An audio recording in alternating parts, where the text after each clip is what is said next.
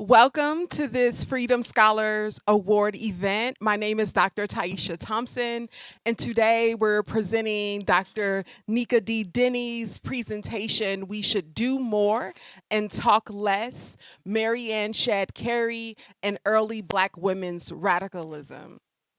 I'm going to give a brief bio about Dr. Dennie ahead of her presentation. Dr. Nneka Dennie is a Black feminist scholar with specializations in 19th century and 20th century African American history.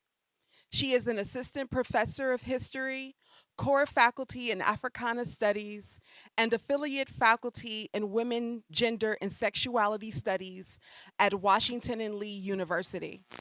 Her research examines Black intellectual thought and Black radicalism with an emphasis on 19th century African American women. Dr. Dennie is the co-founder of the Black Women's Studies Association. In 2024, she was one of the 10 recipients nationwide of the Mellon Emerging Faculty Leaders Award from the Institute for Citizens and Scholars.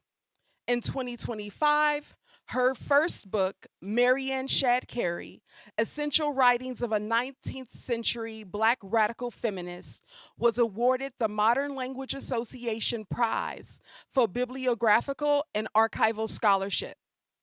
Her monograph, In Progress, Redefining Radicalism, Black Women Intellectuals in the 19th Century, is a study of early Black women's radical thought.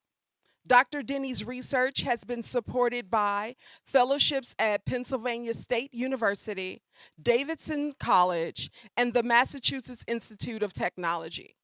Her work has been published in several academic books and journals, including Atlantic Studies Global Currents, Feminist Studies, Palimpsest, a journal of women, gender, and Black international, as well as public-facing outlets, including Slate and Business Insider.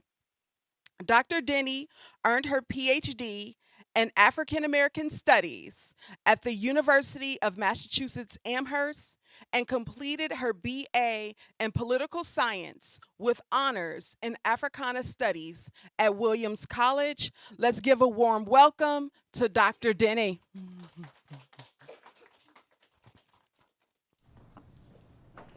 Hello, everyone, and thank you so much for joining me this afternoon.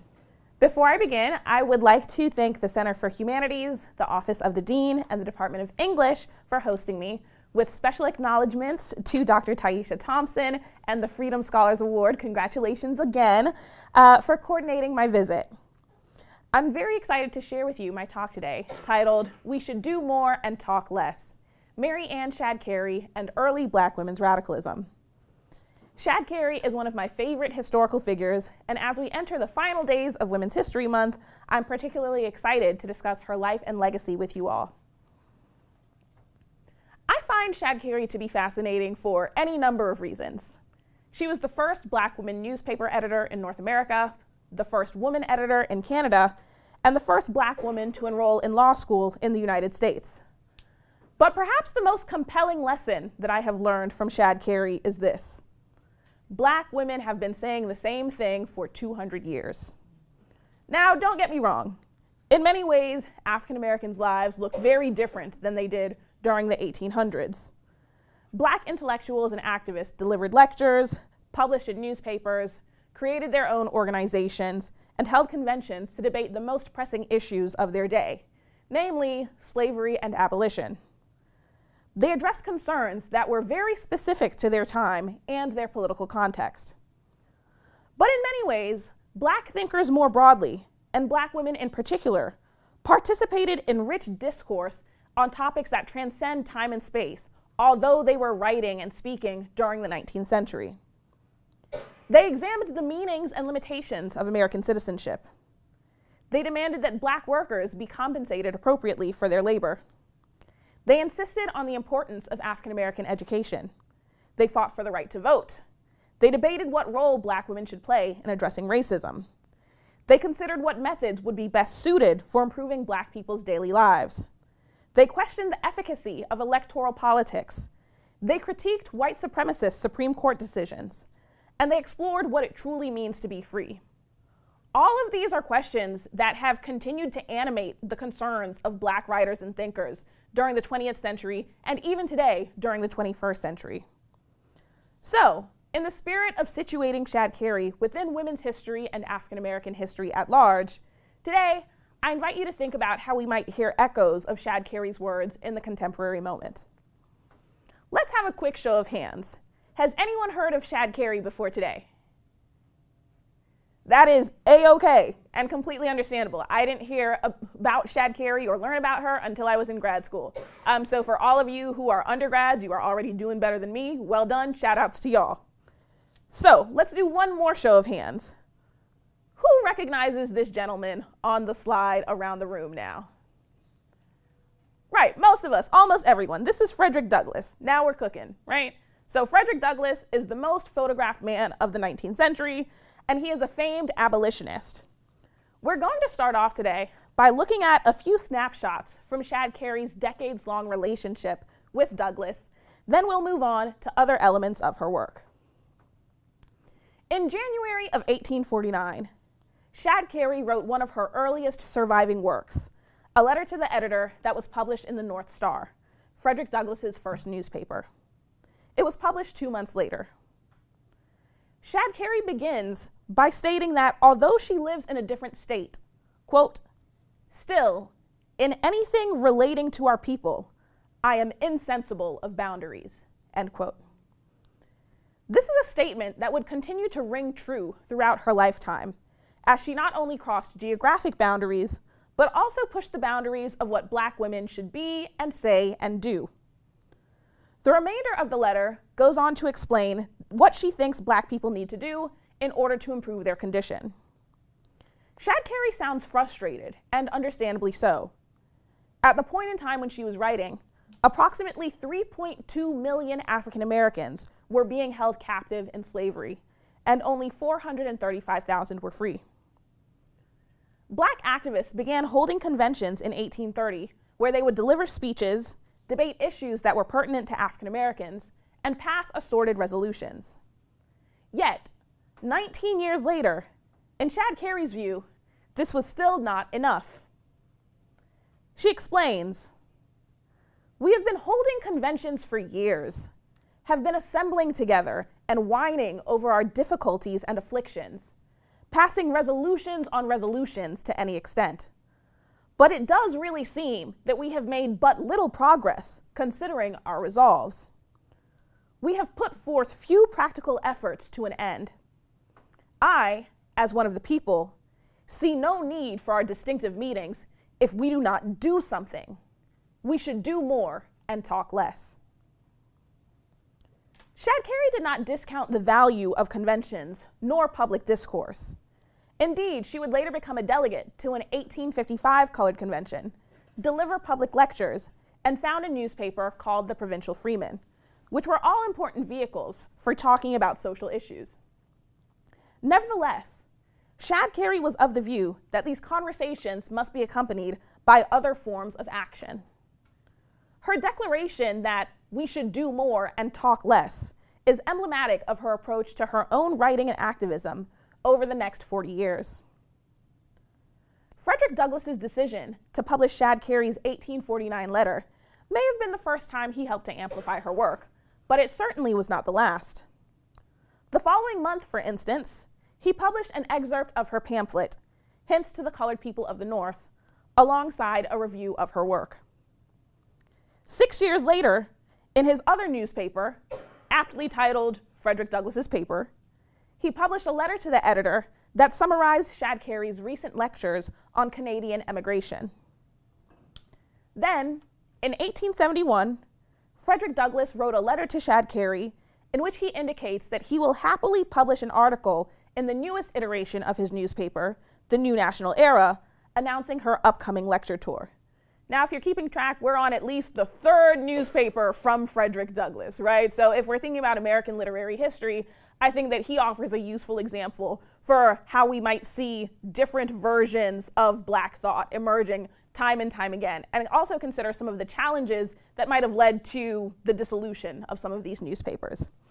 In any event, Frederick Douglass states, "I will, however, in next week's paper, give you a suitable introduction to my Southern readers, and bespeak for you the cordial and respectful welcome which you so well deserve, not only because of your talents, but because of your many and efficient labors for the freedom, education, and elevation of our still oppressed people. Go to the South, my friend. Go with words of cheer. Go with words of wisdom to our newly emancipated people and help them in their travels through the wilderness. And to all who know me or know of me, I commend you in all earnestness and truth." As promised, he published the article the following week.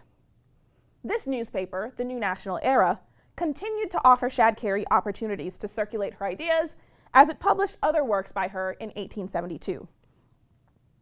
These episodes show us that over the course of 23 years, Frederick Douglass repeatedly endorsed and provided platforms to Mary Ann Shadd Cary.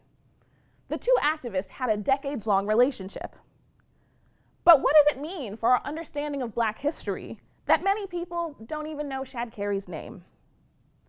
Shadd Cary's perspectives and activism situated her among a cadre of well-known Black thinkers and activists.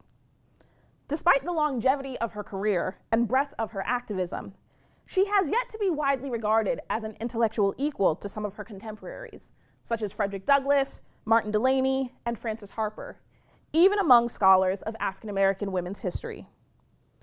What does this tell us about how we understand, or perhaps fail to understand, 19th century Black women's theorizing and activism?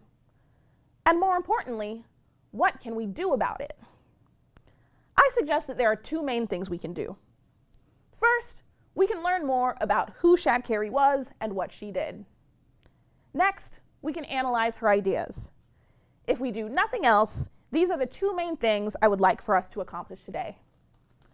By learning more about Shadd Cary and her intellectual labor, we can develop more capacious views of 19th century Black women and arrive at a fuller understanding of Black women's radicalism. Mary Ann Shadd Cary was born free in Delaware in 1823 to a wealthy and politically active family. Her father, Abraham Shadd, had long been involved in Black activism and was a delegate to various colored conventions. When she was around 10 years old, she and her family moved to Pennsylvania, where she attended a Quaker school. Towards the 1850s, she became a vocal proponent of emigration. Shadd Cary argued that African Americans should relocate to Canada rather than tolerate white supremacy and racial discrimination in the United States. This point of view launched her into the middle of vigorous debates among Black activists during the 19th century.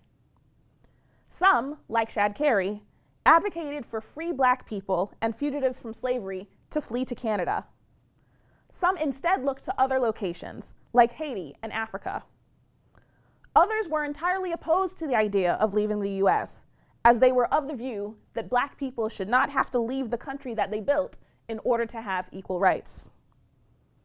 Shadd Cary moved to Canada in 1851, where she founded a newspaper called the Provincial Freeman. In so doing, she became the first Black woman newspaper editor in North America and the first woman editor in Canada. The newspaper ran consistently from 1853 to 1857 and eventually folded due to financial strain. The last known issue was published in 1866. Shadd Cary used the Provincial Freeman as a tool to advocate for the abolition of slavery, to build community among Black Canadians, and to levy critiques against certain Black male leaders who she thought were self-interested or otherwise incompetent. While in Canada, Shadd Cary also operated a school with support from the American Missionary Association. Although she became a naturalized Canadian citizen in 1862, she returned to the United States in 1863 at the height of the Civil War. At this point in time, she began recruiting Black soldiers for the Union Army at the behest of Martin Delany. Following emancipation, she turned her attention more directly toward women's suffrage, although her abolitionist work had always advocated for women's rights alongside Black people's freedom. In 1869, Shadd Cary enrolled in Howard University's law school, which made her the first Black woman in the United States to enroll in law school. She would not become the first Black woman to graduate, though, as it took her 14 years to complete her degree. Throughout the 1870s and 1880s, Shadd Cary continued to teach in public schools in Delaware and Washington, D.C., and she remained politically active. She traveled around the country delivering lectures, published articles in newspapers, served on the executive board of the National Woman Suffrage Association, and even delivered a speech on women's suffrage to the Judiciary Committee of the U.S. House of Representatives. In 1880, she also founded a short-lived organization called the Colored Women's Progressive Franchise Association. In 1893, Shadd Cary died of stomach cancer at the age of 70. Throughout her lifetime, she was a tireless advocate for Black people in general and Black women in particular. As you can see, Shadd Cary wore several hats throughout her career, many of which have been acknowledged before. She was a teacher, newspaper editor, writer, lecturer, and lawyer, to name a few. But I'd like to add one more title to that list. She was a Black radical thinker. Studies of Black radicalism typically privilege the work of notable Black men such as Malcolm X or 20th century movements like Black Power. This emphasis on the 20th century also tends to appear in work that specifically examines Black women's radicalism. I'm interested in 19th century Black women's radicalism for a simple reason, one that I have already mentioned today. Black women have been saying the same thing for 200 years. And I'm fascinated by exactly how early Black women began to put forth analyses of racism and sexism that have parallels to ongoing struggles for social justice.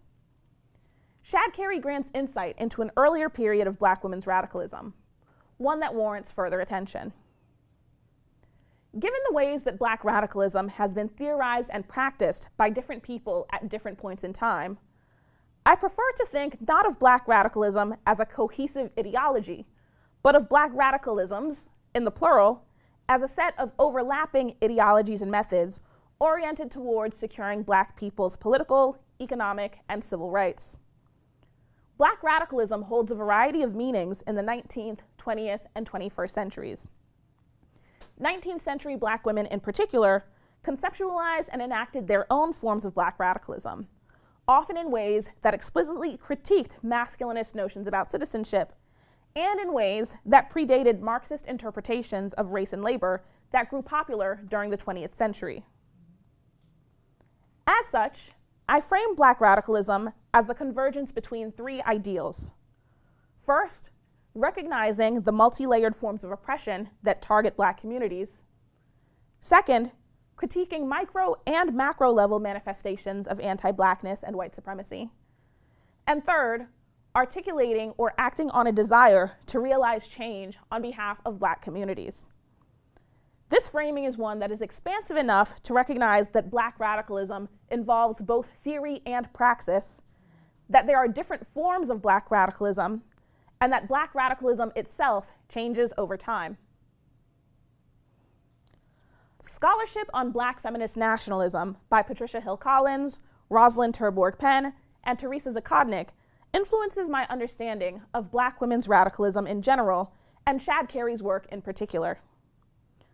Collins has described Black feminist nationalism as an ideology that is, quote, located within a fluid and contested border zone between mainstream Western feminism and a deeply entrenched, albeit typically unnamed, Black nationalism that continues to shape Black community politics, end quote. Historians of 19th century African American women have offered additional conceptualizations of Black women's radicalism during this time period. Terborg Penn determines that 19th century Black women became Black nationalist feminists by taking autonomous action to empower Black women. She notes that Shadd Cary, in particular, quote, continued to develop a Black nationalist feminist perspective, using her own voice, one that reflected the interests of her people, especially the women, end quote. Similarly, Zakodnik privileges Black women's attempts to speak up, especially through newspapers and Black print culture, in determining who is a Black feminist nationalist. She argues that, quote, a thriving feminist black nationalism developed in the journalism of black women as early as the 1830s, end quote. And she determines that the black press provided women like Shadd Cary opportunities to cultivate audiences that supported black feminist nationalism. In light of the conditions that shaped black women's lives during the 19th century, including slavery, sexual exploitation, and patriarchy, for instance, it was a formidable task for African American women to carve out political space to analyze and resist their own oppression. Despite these obstacles, Shadd Cary practiced black feminist nationalism over the course of 40 years.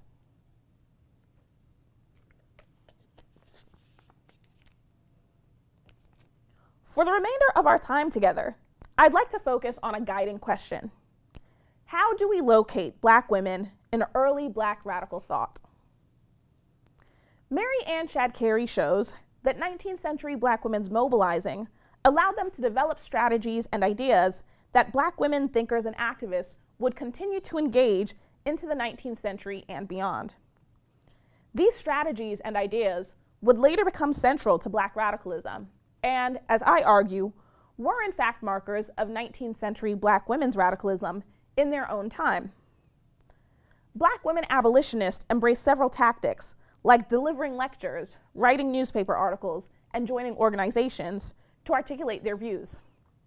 Shadd Cary, in particular, turned to these methods to address three themes in service of black freedom: women's rights, transnationalism, and economic self-determination. I'll address each of these themes in turn.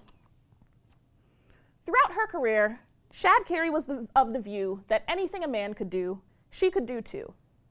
This insistence on her right to mobilize dates back to her work as editor of the Provincial Freeman during the 1850s. However, she frequently encountered gendered scrutiny for her perspectives and for refusing to limit her activism to roles that were deemed acceptable for women, such as clerical work in political organizations or participating in women's auxiliaries to abolitionist associations. For example, in 1852, rival newspaper editor Henry Bibb proclaimed that Shadd Cary, quote, has said and writes many things that we think will add nothing to her credit as a lady, end quote. In light of these difficulties, as well as financial strain on the newspaper, she eventually stepped down as editor of the Provincial Freeman in 1855. As Shadd Cary left, she wrote a farewell editorial titled Adieu that lamented that she and her sister, who edited the paper with her, encountered difficulties and obstacles that, quote, few, if any, females have had to contend against in the same business, end quote. Despite her resignation, Shadd Cary does not sound defeated. Quite resilient, in fact. After announcing the new editor, she offers a few directives to readers of the Provincial Freeman. She writes, to its enemies, we would say, be less captious to him than to us. Be more considerate, if you will. It is fit that you should deport your ugliest to a woman. To colored women, we have a word. We have broken the editorial ice, whether willingly or not, for your class in America. So go to editing, as many of you as are willing and able, and as soon as you may, if you think you are ready. This question of what role women should occupy in black activism was one that Shadd Cary repeatedly engaged throughout her editing, writing, and organizational work. Shadd Cary's resignation from the Provincial Freeman did not mark the end of her career, nor her advocacy for black women. She simply turned to other strategies besides newspaper editing. For example, in 1858, she delivered a sermon that devotes particular attention to discussing how free women have a Christian responsibility to contest slavery and protect enslaved women. She explains that Christians are called to, quote, love the Lord our God with heart and soul, and our neighbor as ourself, end quote, then establishes that the enslaved are neighbors too.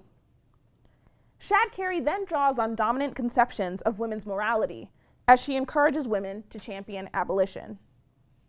She asks, who then will assume the responsibility of prescribing times and seasons for the pleading of their cause and of righteous causes, and who shall overrule the voice of woman? Emphatically the greatest sufferer from chattel slavery or political proscription on this God's footstool, end quote. Shadd Cary emphasizes women's shared experiences across racial lines as she argues for women to be involved in abolitionist efforts.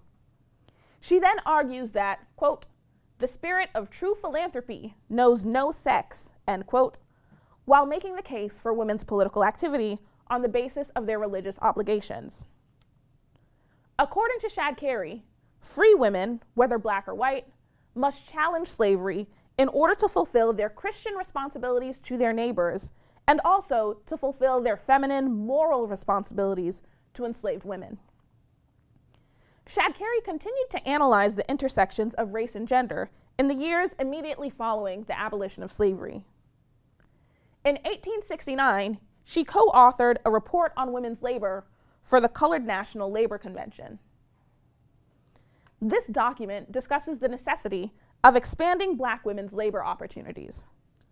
The authors lament that black women are overrepresented among, quote, seamstresses, laundresses, teachers, clerks, and domestic servants, end quote.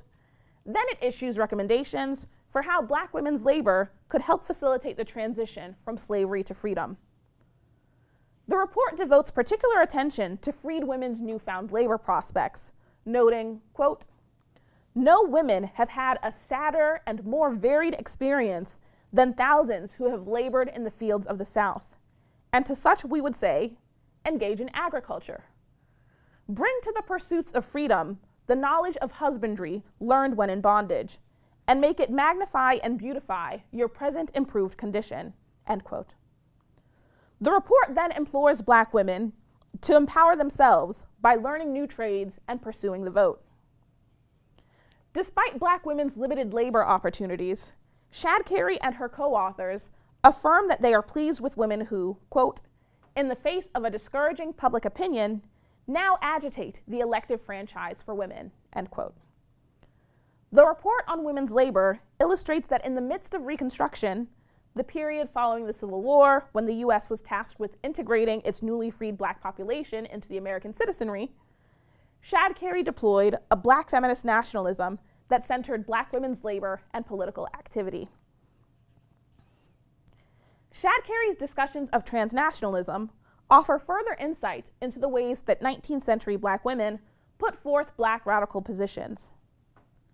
Shadd Cary was an emigrationist, meaning that she encouraged African Americans to leave the United States. According to Shadd Cary, emigration would allow free black people in Canada to contest slavery in the United States by providing aid to their African American counterparts. Emigrating allowed her to participate in transnational activism that sought to not simply offer African Americans refuge from slavery and white supremacy in the US, but also to establish thriving black communities in Canada.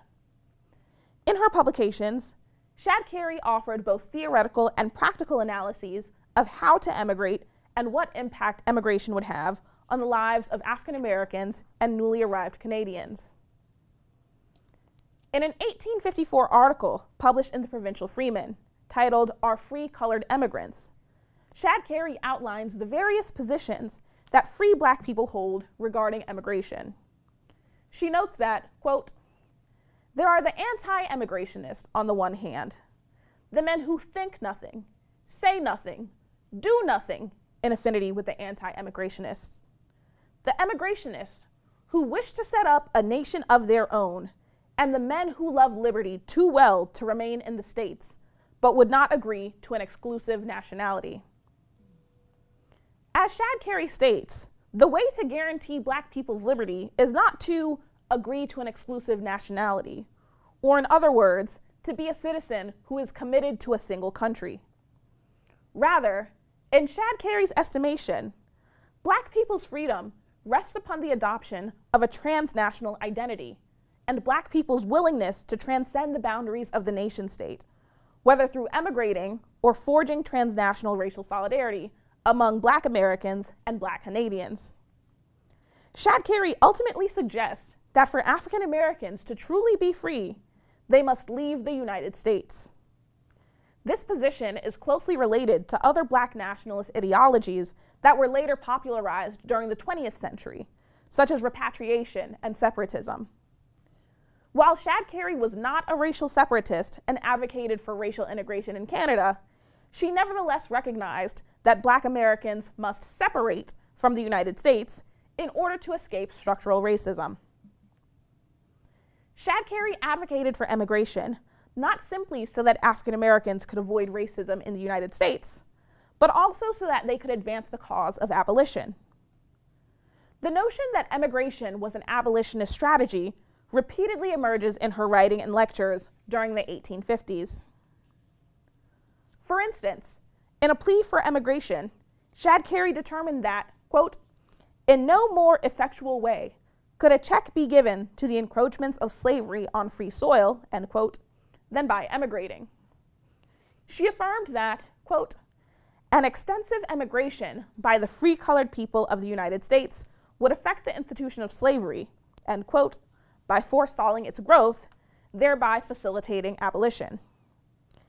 In an 1855 debate on the merits of emigration, she maintained that the colored man's increase of character, wealth, influence, education, etc. in Canada, where his manhood would be recognized, would afford opportunities to aid enslaved people to a far greater extent than could be done under present circumstances.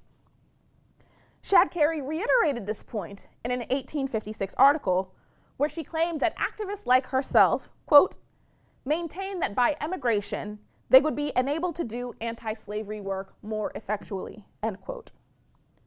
She was adamant that emigration would better position free Black people to advance the cause of abolition because they would gain more money and power. Shadd Cary offered yet another endorsement of emigration the following year.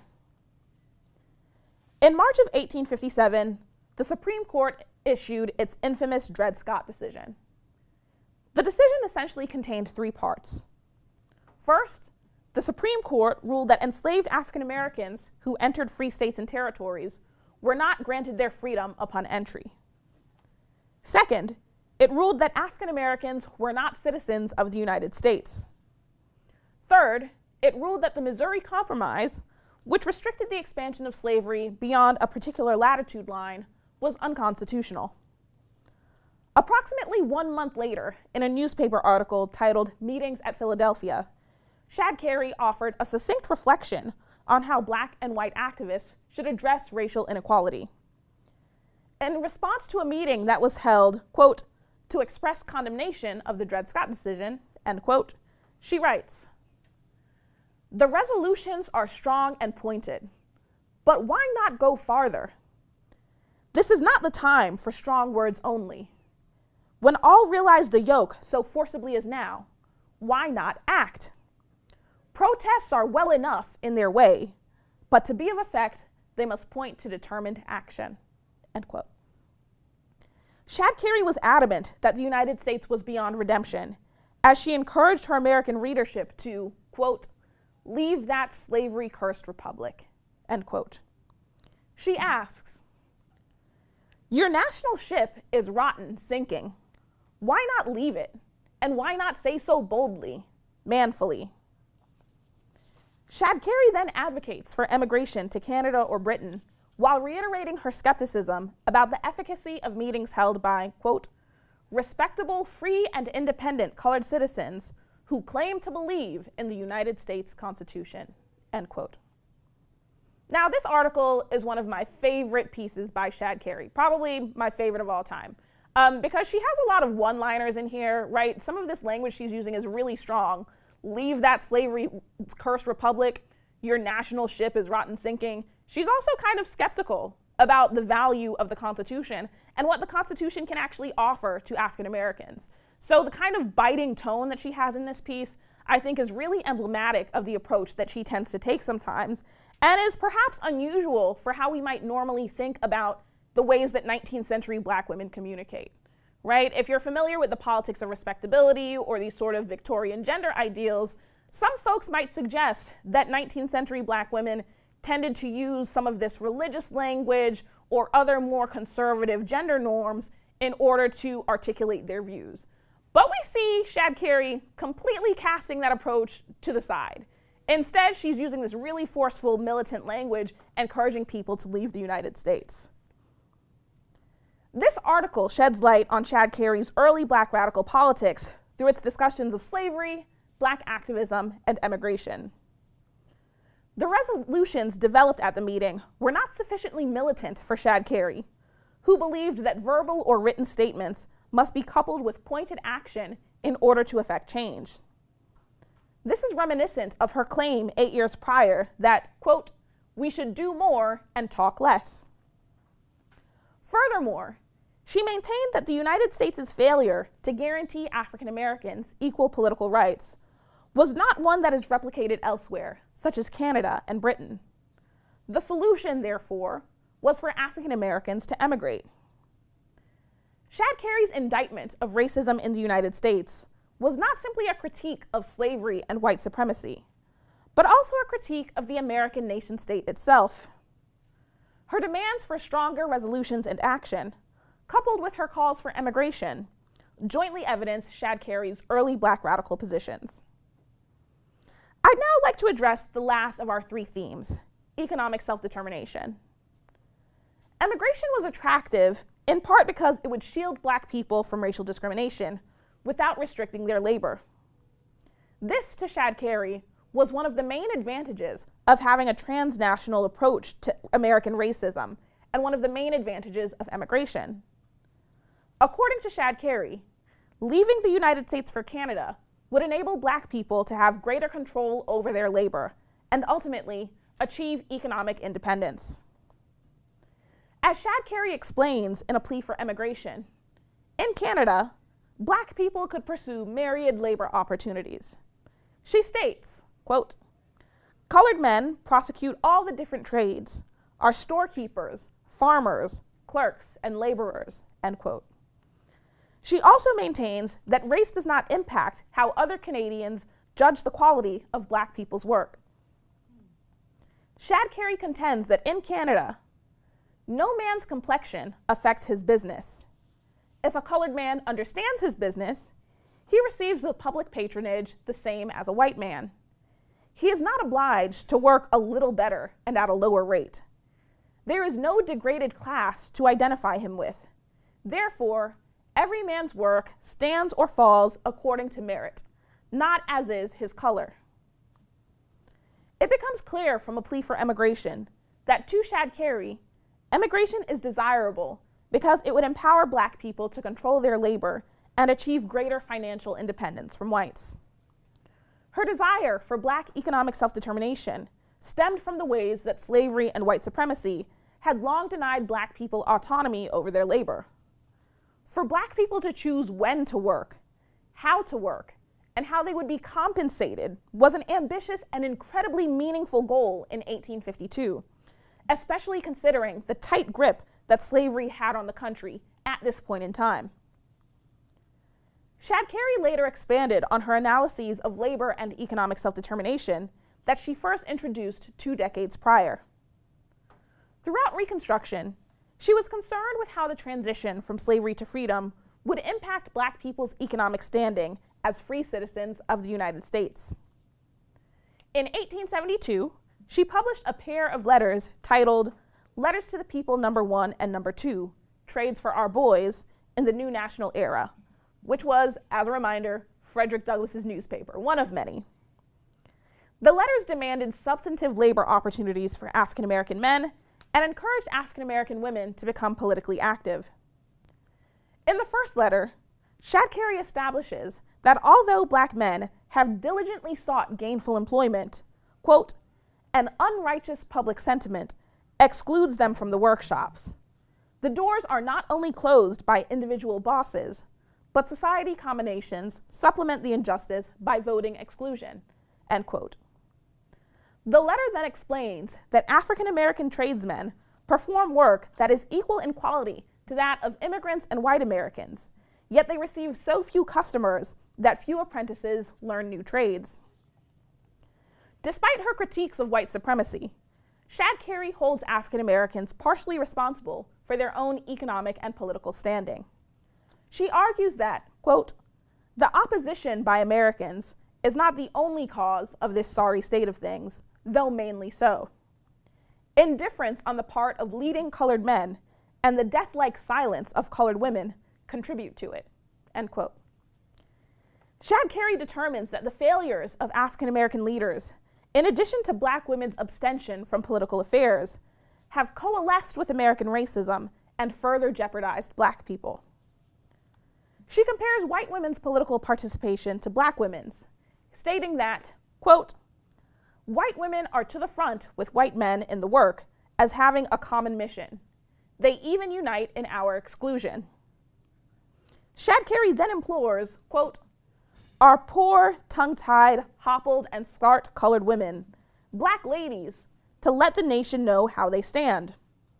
White women are getting to be a power in the land, and colored women cannot any longer afford to be neutrals, end quote. For Shadd Cary, black women must participate in political discourse, both to benefit African Americans at large and to ensure that their political influence is on par with that of white women. Shadd Cary closes her first letter, quote, our women must speak out. The boys must have trades, end quote. For her, this two-pronged approach would begin to address the problems posed by American racism. Letters to the People number 2 shifts focus slightly as it encourages African Americans to adopt a staunch commitment to racial solidarity and support black-owned businesses. Shadd Cary asks her readers to, quote, give to colored tradesmen at least the favor you bestow upon an Irishman, an after-the-war Republican, or a rebel, end quote, as this will generate wealth within black communities. She directs business owners as well to, quote, demand that a portion of patronage come to your shops from both white men and colored, else withdraw your patronage from the corner grocery and let it keep itself, end quote. Business owners should also, quote, see to it that colored men and women be encouraged to conduct business and that they get more than whites give you, at least half of your support, end quote. For Shadd Cary, racial solidarity is desirable, not simply for its capacity to build community, but also for its ability to spur tangible economic change and promote independence from whites. In her estimation, if black people were to sustain black businesses, African Americans would no longer need to rely on any form of white support. Furthermore, she determines that if consumers were to spend their money at black-owned businesses, it would, quote, make a difference in the long run, and colored boys would have some rights that others were bound to respect, end quote. And with that last portion of the line, she's referring back to Chief Justice Roger B. Taney's quote, I believe in the Dred Scott decision, that African Americans have no rights that a white man is bound to respect. So that's what she's hearkening back to with that final line that I mentioned. Shadd Cary reminds her audience that, quote, nothing should make us forget class ties and a common interest, end quote, suggesting that African Americans across class lines have a shared stake in racial equality. When black people act upon their common interest in combating racial oppression, they should not neglect the need for black people's economic independence, according to Shadd Cary. She concludes her call to action by directing African Americans to, quote, proclaim a policy and stick to it like grim death, end quote. Letters to the People number 2 advocates for black consumers to utilize their buying power to support black businesses, and it encourages African Americans to stand in solidarity with each other across class lines. Ultimately, it offers black nationalist demands for African American self-determination and racial solidarity, particularly regarding their economic independence. Both letters are a testament to the possibilities that Shadd Cary envisioned for black people's labor and political participation once they were no longer living under slavery, but were still grappling with its lasting effects. As we return to the question of how we locate black women in early black radical thought, Mary Ann Shadd Cary offers an answer. Her opposition to slavery offered her an entry point to engage other themes that shaped her radicalism, including women's rights, transnationalism, and economic self-determination. The ways that Shadd Cary theorized and enacted radicalism during the 19th century might not necessarily reflect the forms of Black radicalism that were popularized during the 20th century, like militancy among the Black Panther Party for self-defense, or communism among Black radical women like Claudia Jones. Nevertheless, she and other Black women adopted their own strategies and stances that, within the context of racialized gender throughout the 1800s, must be considered radical. It is because of the multifaceted nature of 19th century Black women's writing and activism that I hope to reevaluate the bounds of Black radicalism. As Barbara Christian explains in The Race for Theory, there is a, quote, tendency toward the monolithic, monotheistic, and so on, end quote, that obscures non-Western theorizing. It is in the spirit of exploring how the race for Black radical theory, too, has marginalized Black radical women, particularly those of the 19th century, that I turn to Shadd Cary. Where Barbara Christian establishes that, quote, people of color have always theorized, but in forms quite different from the Western form of abstract logic, end quote, I maintain that Black women have always theorized, even in the 19th century, and even in ways that may not initially appear radical. Shadd Cary's work has significant implications for how scholars and students of Black intellectual thought interpret 19th century Black women's radicalism. First, a closer analysis of Shadd Cary's abolitionism and emigrationism disrupts the dichotomous framing of Black women activists as either respectable or radical. 19th century Black women's radicalism sometimes appears muted due to the racial and gendered constraints that required them to couch their radicalism in the language of religion, domesticity, and middle-class standards of womanhood. However, as we see from Shadd Cary's writings and activism, Black women embraced radical positions as they critiqued slavery and the Reconstruction era. Second, Shadd Cary's discussions of labor show that economic self-determination was central to her conceptualization of Black and women's rights. Her writing suggests that African Americans could secure their economic independence by emigrating or by empowering Black people to pursue a broader range of labor opportunities. For Shadd Cary, Black people's rights in general, and Black women's rights in particular, were intertwined with their class status. Her work highlights that 19th century Black women activists, who were oftentimes part of the Black elite, were nevertheless attentive to the intersections between race, class, and gender. Third, greater attention to Shadd Cary's work can reveal the ways in which 19th century Black women constructed transnational networks and participated in transnational activism. While scholars today often grapple with how to expand Black feminism beyond the geopolitical boundaries of the United States, Shadd Cary, through advocating for immigration, expatriating to Canada, publishing internationally, and later returning to the United States, offers a model for how activists may transnationalize Black, feminist, and Black feminist movements. Furthermore, her work highlights that African American women were involved in transnational Black feminism as early as the 1850s. I want to close by sharing a picture of my book cover, which features a portrait of Shadd Cary by artist Adeyemi Adegbeson, who painted this portrait as a mural for the Toronto History Museums. This painting, I think, encourages us to have 21st century interpretations of Shadd Cary, interpretations that, as my research shows, can deepen our understandings of who Black radicals are and what Black radicalism is. Ultimately, Mary Ann Shadd Cary illuminates where Black feminists have been and where we may continue to go. Thank you.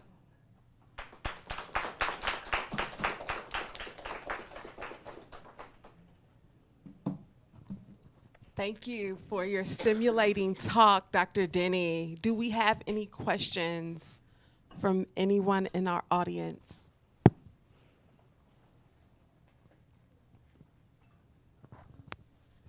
Hi, thank you. This was amazing work. Thank you. And I have a quick question, at least right now, just about the word immigration with E. Was that just a matter of nomenclature? Does it have another meaning? Thank you for that question. So during the 19th century, African Americans used emigration with an E in order to refer to this idea of going elsewhere. That's how they described it in their own time. And that's why I'm using the term emigration rather than immigration. Part of what we also see, though, is that this specific term is juxtaposed with colonization, another term that existed at that time for overlapping ideas, but they saw these things distinctly. They understood emigration to be a Black-led effort to establish their own communities elsewhere, but they saw colonization as practiced by the American Colonization Society to essentially be an effort to kick all Black people out of the country. And they saw it as this kind of bad faith effort by white slaveholders, by philanthropists and abolitionists to essentially deport free African Americans, who some people saw as a threat to the institution of slavery. So this competing idea of colonization exists at that same point in time and is distinct from emigration. So they're making an intentional decision to use that term emigration rather than other alternative possibilities. Thank you. You're very welcome. Other questions? Hi. Hello, thank you so much for your talk. It's been very enlightening to learn about the work and thoughts of Shadd Cary. And I'm curious to know what are some parallels that exist, because I'm learning more and more about Blaxit movements of Black people who are looking to leave the United States. They might not be particularly looking to Canada or Britain, but other parts in the world. And I'm curious to know if there have been any connections that have been made to the work of Shadd Cary and connecting it perhaps to some of the discourse of Marcus Garvey. Yeah, thank you for that. I don't think that there have been explicit connections that other people are drawing between these kind of Blaxit trends that you're referring to or to Marcus Garvey. I very much see her existing within this shared intellectual tradition, right? Because for those who might be unaware, Marcus Garvey was the founder of the Universal Negro Improvement Association. He came to the United States from Jamaica in 1914, I believe. And at the height of the organization's popularity in around 1920, 1921, the UNIA boasted about 2 million members worldwide. So it was this really important movement. You might have heard the Garvey movement also referred to as the Back to Africa movement. Garvey had a slogan where he would essentially say something to the effect of Africa for the Africans, Germany for the Germans, and so on and so forth, right? So his emphasis was really on having a specific place where people of different ethnic or national or racial backgrounds could go. That's a bit different from what we see with Shadd Cary. Shadd Cary is still of the view that we got to get up out of here. However, Shadd Cary is not a racial separatist in the ways that Garvey would have been more open to separatism. And in fact, Garvey was critiqued at one point for meeting with one of the grand wizards of the KKK or one of those people over this agreement on the need for some separation. That being said, I think that the emigrationist movement more broadly certainly sets the stage for what we see with later calls for repatriation. Part of what we're seeing with emigration and colonization as well, as I referenced in the previous response, is that there are some disagreements over the precise location that are associated with different terms, with emigrationists being more willing to go to Canada, less willing to go to Liberia, which is associated with colonization, less willing in some instances to go to Haiti, which is associated with colonization as well. So we're seeing some differences in terms of location. Shadd Cary actually specifically says that African Americans should not go to Africa because she thinks that that would place them at greater risk of becoming re-enslaved. She also has, I think, some troubling perspectives on Africa as a sort of quote unquote heathen continent that is rife with disease and it's a bad climate. And so she has a lot of different reasons why she says don't go back to Africa. But according to Shadd Cary, Canada's perfectly fine. She's also open to going back to, she's also open to going to Mexico or elsewhere in South America. She's open to the Caribbean, specifically the British West Indies. I'm pulling up a slide here that has the full title of A Plea for Emigration. As you might know, writers during the 19th century really loved long titles. This is one of them. The full title is A Plea for Emigration, or Notes of Canada West in the Moral, Social, and Political Aspect, with suggestions respecting Mexico, West Indies, and Vancouver's Island for the information of colored immigrants. That's a mouthful. We just call it A Plea for Emigration. But as you see from the title, she also references a few other places, Mexico and the West Indies, for instance. And so Shadd Cary's view towards Mexico is essentially that it could be fine, but because there are different movements for independence and different wars for independence that are playing out in South America, in Mexico, she says, look, we've already got enough going on. Maybe at some point, but we should probably not go and be involved in these movements for independence, considering that there are political issues they're trying to sort out already in Mexico. When it comes to the British West Indies in particular, Shadd Cary thinks that there are possibilities for African Americans to become landowners were they to go to the Caribbean. She also thinks that there are possibilities to emigrate to the Caribbean in order to prevent the further expansion of slavery into the West Indies. In her view, these islands are at greatest risk of American expansion or the return of slavery in these regions, considering that depending on where we're talking about in the Caribbean, slavery had already been abolished by 1833 in the British West Indies, 1848 in the French West Indies. So what we're seeing from Shadd Cary in terms of movement and where to go is a bit different from what we're seeing from Garvey, who specifically focused on going back to Africa. Different as well from some contemporary folks who might be interested in leaving the United States and going to Europe, for instance. So I think they exist within the same kind of intellectual tradition, but there are some distinctions between how they're conceptualizing where to go and why we should go there.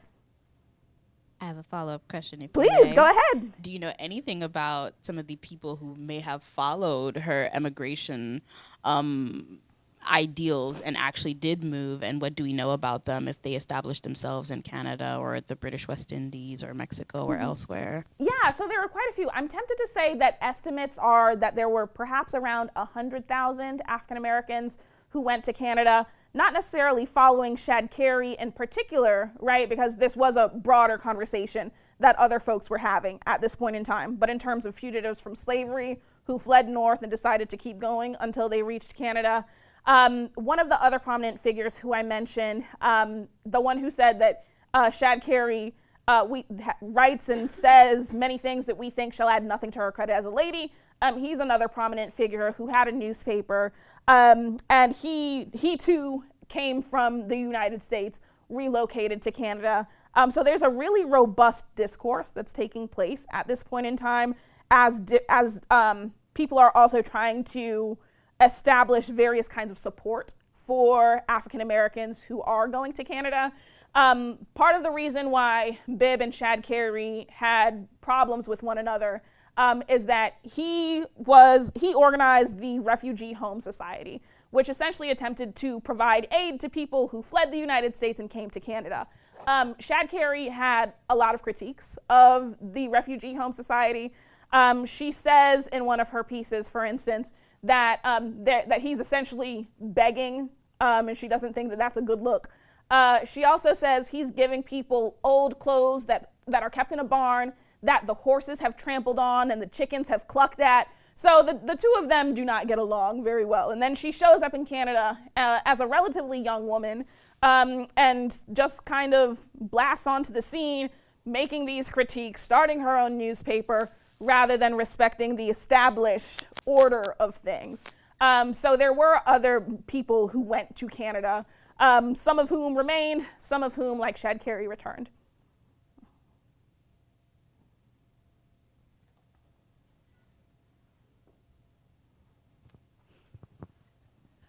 Thank you for your talk. I was just reading a chapter for one of my classes this morning, and I was kind of thinking about it as you were talking. And the chapter talked about civic constitutionalism and specifically like the women's suffrage movement.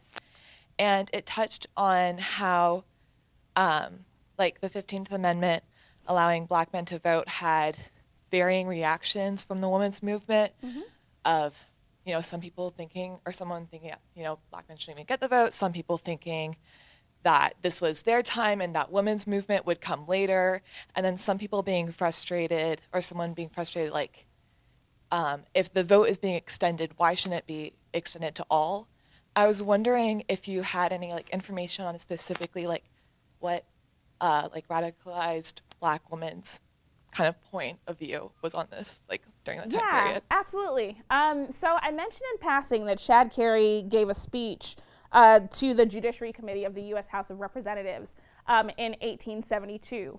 And in this speech, she says that the 14th and 15th Amendments were, quote, otherwise grand in conception, end quote, except for the fact that they exclude Black women, right? And so part of what we see taking place during this time period is that Black women are kind of torn, they're kind of split on the fence over which organizations to join, which ones to support. There's a piece by Nell Painter that talks about Sojourner Truth and Frances Harper that would offer you a really good explanation of that, unless perhaps that's the chapter you were already reading this morning. But to sum it up, Black women are kind of between a rock and a hard place at this point in time, and they don't universally agree on which direction to go in. I say that because some of the debates over suffrage were centered on this question of what should come first, Black male suffrage or white women's suffrage. Black women, being both Black and women, of course they want both, right? But this kind of debate that takes place over what should happen first leads to a falling out and a fracture among some of the existing organizations, like the American Equal Rights Association, for instance. We see that Sojourner Truth and Frances Harper are two figures who end up kind of being split, with one of them being more aligned with the women's rights movement, the other being more aligned with other Black male thinkers. One of my other favorite pieces that I think responds to this point that you're raising is a speech by Frances Harper that she delivered at the 11th National Women's Rights Convention. We refer to it as "We Are All Bound Up Together." And this speech, a few lines that I recall off the top of my head, she mentions, and this is a quote, "You white women speak here of rights. I speak of wrongs." And she goes on to criticize the white women suffragists who are in the room with her for not paying sufficient attention to the need for Black women's right to vote. She's also very critical of the idea that suffrage alone will solve all social problems. She has a few lines as well in there where she says, and this is another quote, "I do not believe that white women are dewdrops just exhaled from the skies," end quote. And then she then goes on to say that she believes that white women, like all voters, may be organized into, I think she says, 3 different classes: the good, the bad, and the indifferent. She says that the good will vote according to their principles and morals, the bad will make bad decisions, and the indifferent will vote on the strongest side of the cause. So part of what we're seeing taking place among some Black radical women thinkers during the 19th century on this question of suffrage is that they're really, in some respects, trying to criticize the roles that both racism and sexism play in society. Sometimes they're directing their remarks, like Shadd Cary, to politicians. Some of them, like Harper, are directing their remarks to the other activists who they're working with, who they feel have overlooked Black women's specific needs alongside their own. Thank you. Sure thing.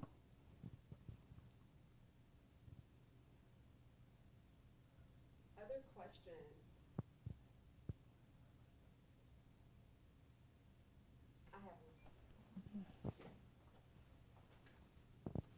Can you discuss, because you've touched on it a little bit, and just for some of us in the room who may not know about the cult of respectability that Shadd Cary is speaking to and against?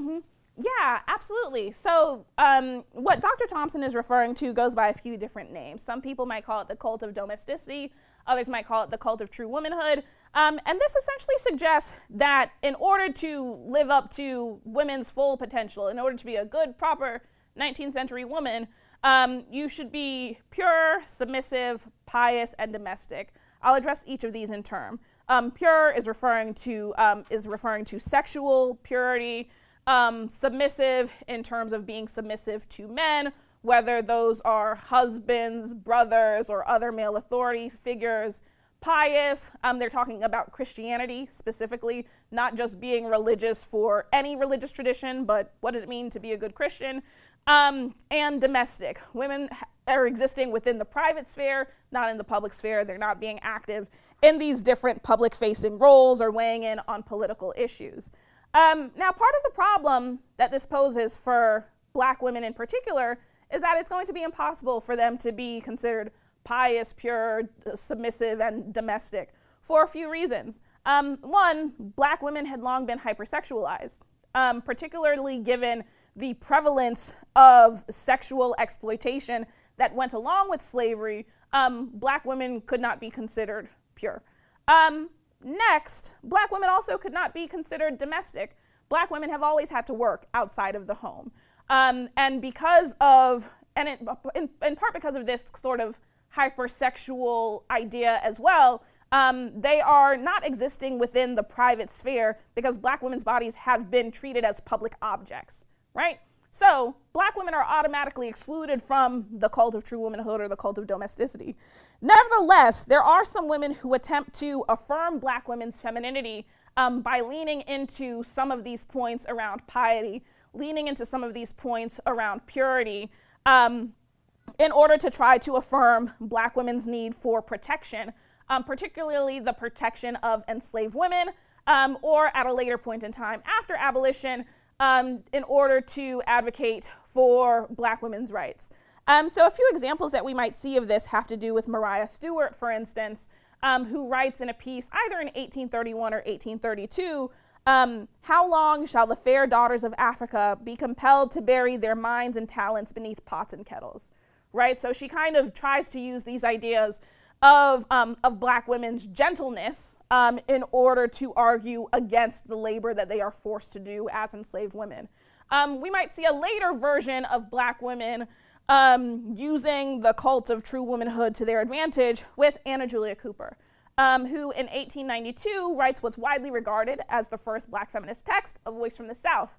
And there's a certain piece in A Voice from the South where she essentially says Black women need to be involved in politics. They need to be involved in public affairs. They cannot be left out because we need more gentleness in politics, for instance, right? So we see Black women using the cult of true womanhood or the politics of respectability in different ways. Sometimes they're embracing it, sometimes they're rejecting it, or sometimes they're subverting it as they take a kind of middle road or manipulate it towards their own ends.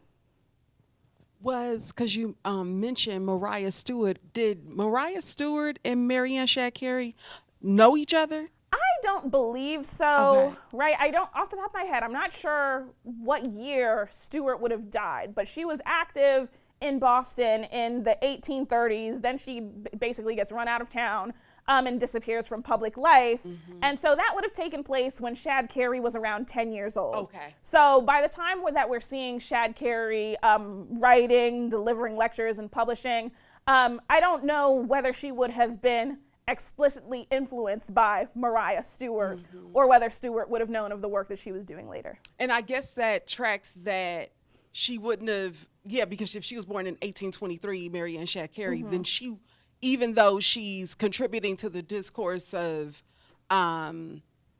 what's his name, David Walker, mm-hmm. in terms of thinking through, we're not going to Africa necessarily, but mm-hmm. she disagrees with him in saying we're not staying here either. Mm-hmm. And so she's participating in that discourse, but she wouldn't have known him because she was, 7, right, when he probably passed away.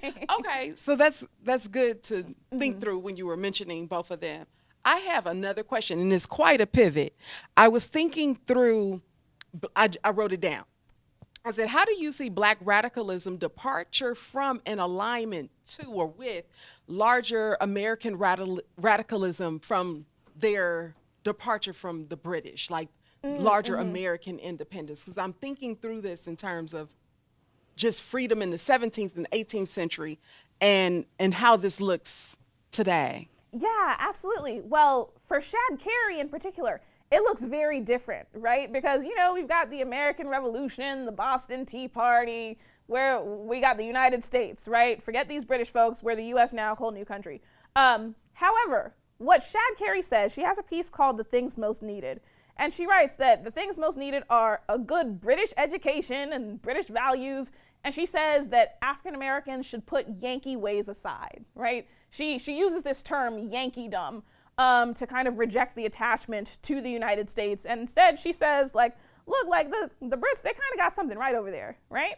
And part of why she's saying this, of course, is because Britain had abolished slavery about 20-something, 30-something years before the United States did. So at the point in time when she's writing, slavery had already been abolished for 20-ish years and would not be abolished until 1865 in the United States.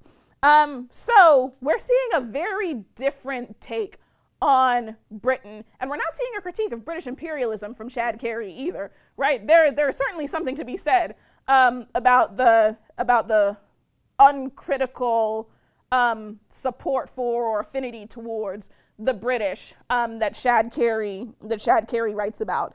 I wouldn't say that we necessarily see that with other Black radical figures, right? So even if we jump to a different time period, if we look at the Black Panthers, for instance, the Black Panthers are not talking about like, hey, let's go check out what's going on over in Britain, you know?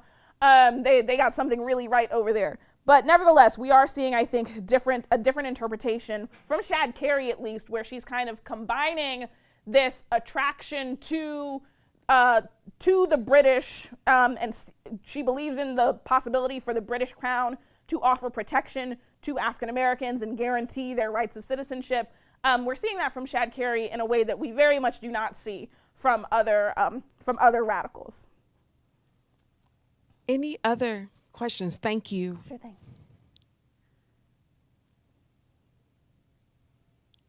Go ahead, Grace.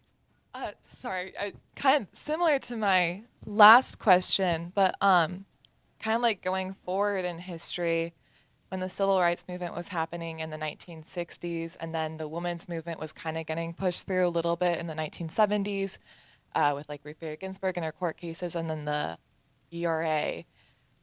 Do you think there was a similar like decision to have to go either direction for Black women at that time, that there was kind of with the passage of the 15th Amendment and the 19th Amendment, or was it like, had the dynamic changed at all, or do you think it was kind of Great question.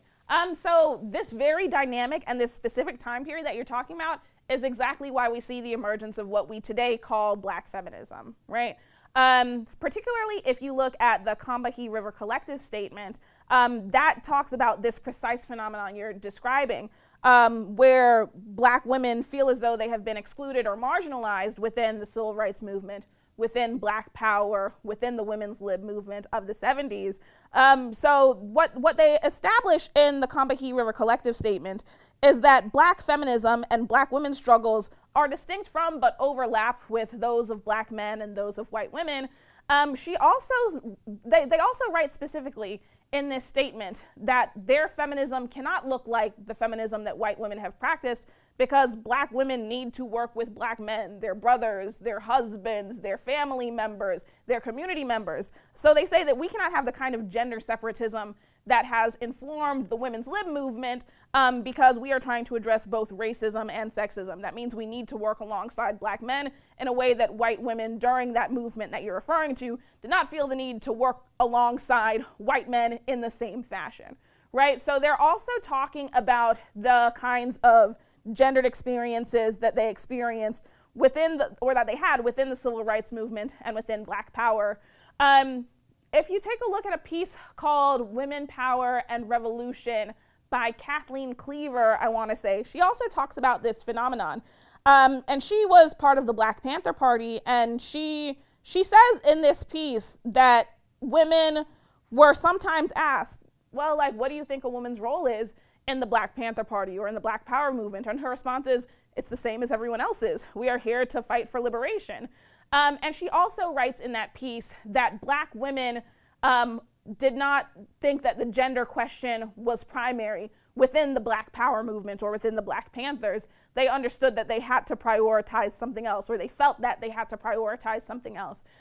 So this precise moment that you're describing is something that folks have written about quite a bit as they're describing or explaining how they came to make their own decisions about what to prioritize when. You're very welcome. Let's give an applause again for Dr. Dennie and her presentation today. Thank you so much for sharing your time and your knowledge with us. Thank you, everyone, for coming. Thank you.